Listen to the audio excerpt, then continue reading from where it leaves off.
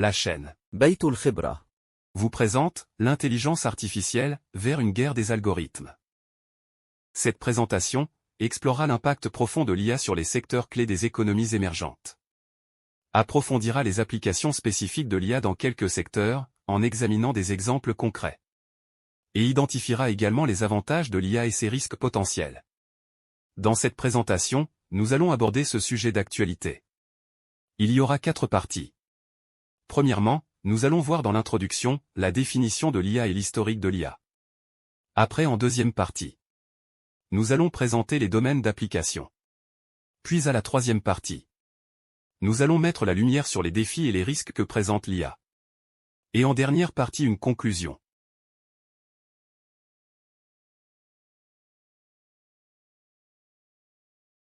L'intelligence artificielle, IA, est un domaine de l'informatique qui se concentre sur le développement de systèmes capables d'accomplir des tâches qui requièrent généralement une intelligence. De nos jours, l'IA joue un rôle prédominant dans un large éventail d'applications. Le développement du connexionnisme et des systèmes réseaux neuronaux artificiels, ainsi que l'amélioration phénoménale des capacités de calcul des ordinateurs permettent de développer le deep learning, ou apprentissage profond, en plus du machine learning, ou apprentissage machine. Le prix Nobel de physique 2024 est peut-être l'un des plus importants de ces dernières années.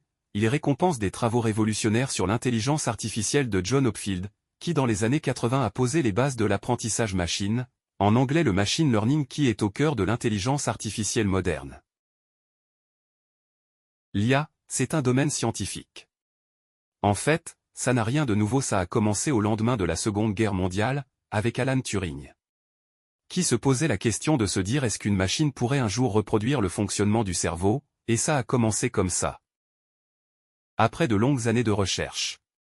1997 arrive, et là on a quoi? On a Kasparov qui se fait battre par une IA, Deep Blue, un ordinateur d'IBM.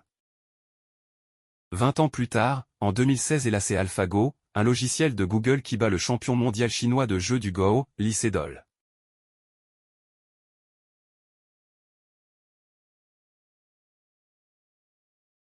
Novembre 2022, Sam Altman a mis sur le marché en test un outil, qui est en fait une IA, une intelligence artificielle générative, ChatGPT. L'IA on en trouve partout, tous les secteurs sont concernés. Ces applications pratiques se retrouvent à la maison, dans la voiture, au bureau, à la banque, à l'hôpital, et sur Internet, y compris l'Internet des objets. Le secteur agricole. L'intelligence artificielle va être de plus en plus utilisée pour la traite, l'arrosage, la récolte.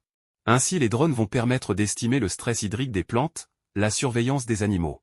Va-t-on vers une agriculture sans agriculteurs? Le secteur agricole va être fortement impacté. Le secteur industriel ne va pas y échapper.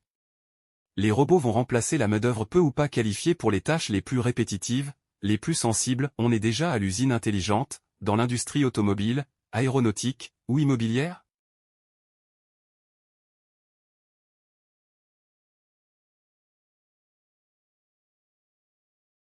Transport logistique. En effet, la voiture autonome capable de vous conduire seule vers votre destination. Le drone taxi, ou le système de livraison par drone. L'IA pourrait faire l'état des stocks, l'inventaire et assurer le cycle de la réception des produits, l'emballage. La médecine. L'IA saura encore mieux pour analyser et dépister les maladies. Aucun médecin, aucun spécialiste ne peut mémoriser des millions de données. L'IA en est capable et peut aussi établir un diagnostic bien plus précis, avec des possibilités d'erreur quasi nulles. L'armée. L'IA contribuer à l'aide à la décision et à la planification, accroître les capacités de renseignement, favoriser la collaboration entre diverses capacités opérationnelles, bâtiments de guerre et drones, alléger les tâches répétitives ou dangereuses en faisant notamment appel à des robots, suivre avec la même vélocité les opérations hostiles menées par les IA de l'ennemi, enfin, améliorer la logistique et la maintenance du matériel militaire. La technologie de l'IA est actuellement essentielle au fonctionnement des services que vous utilisez peut-être constamment, parfois sans même savoir qu'ils reposent sur l'IA. Pensez à la transcription automatique de la parole, à la navigation GPS, à la planification des voyages, et à l'optimisation de l'énergie dans les bâtiments. Si vous êtes étudiant, vous bénéficiez peut-être de tutorats intelligents. Si vous êtes scientifique, il y a de fortes chances pour que vous ayez utilisé l'IA, pour analyser vos données. Si vous êtes aveugle ou malvoyant, vous utilisez peut-être sur votre smartphone des applications de vision par ordinateur qui lisent à haute voix des textes manuscrits ou imprimés. Ce ne sont là que quelques exemples d'améliorations qu'apportent aujourd'hui les outils de l'IA dans la vie des gens.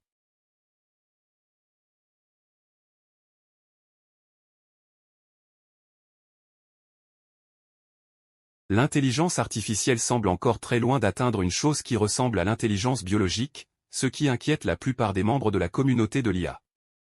Et il existe de nombreuses raisons de s'inquiéter de la ruée de notre société vers la technologie de l'IA. La possibilité de massives pertes d'emplois. Les possibilités d'usages abusifs des systèmes d'IA, le manque de fiabilité de ces systèmes et leur vulnérabilité aux attaques. La possibilité d'utilisation dangereuse et moralement contestable des algorithmes et des données. Ce sont là quelques-unes seulement des très légitimes inquiétudes des gens concernant l'impact de cette technologie sur l'existence humaine. Le paradoxe de l'IA. Entre infrastructures manquantes et dépendance technologique. Prépare-t-on activement un monde meilleur, ou laisse-t-on notre futur totalement aux mains des grands groupes technologiques, GAFAM et Batex?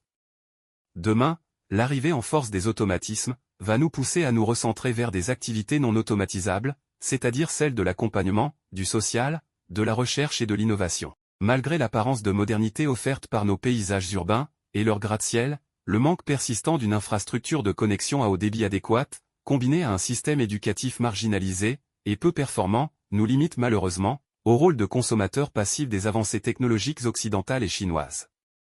Cette situation souligne une vérité fondamentale, la technologie appartient à ceux qui la conçoivent et la produisent, pas à ceux qui se contentent de l'acquérir. Le monde entre alors dans une phase critique, où le pouvoir ne réside plus dans les armes, mais dans les algorithmes et les micropuces.